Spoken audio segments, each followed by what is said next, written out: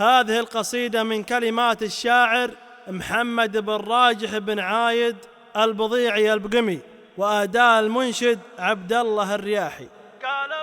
قال ابو خالد وبالقيفان غنى مادح الربع طويلين الشبوحي. قال ابو خالد وبالقيفان غنى مادح الربع طويلين الشبوحي. عايد بن فيز فعل ما جهنم مكرم الضيفان كسب المدوحي. لا لفوا خطارها منا ومنا كثر الترحيب ودلاله تفوحي. يذبح العقل وخيل يعسفن والكرم والطيب براقه يلوحي. من يجنب عن طريقه ما شحن من تعد الحد ذوقها الملوحي. كم عقيد طاح والاخر يون بالهجاد ومر قدام السروحي. الكلام الصدق رد العلم عنه راجح اللي سمعته ترقى الصروحي. ابو مشحن لنا خيته ما تونى يكسب الطلات مع قلب سموحي. مجلسه مفتوح باهل وبن وبعدها للضيف يحلف ما يروحي. لين ياخذ واجبه عنده مثلنا قلتها بالصدق ما هي بالمزوحي. مع فعول عياله اللي يعجبنا من رجال زندها دايم قدوحي. من يحارب صلب جدي ما تهنى عزوتي بضعان وكل الناس توحي. يوم غنت المذايل باتمنى يغفر الزلات لاجت وسط لوحي. عد ما تنشى السحايب وانطرنا الصلاة على النبي ورج السموحي. الصلاة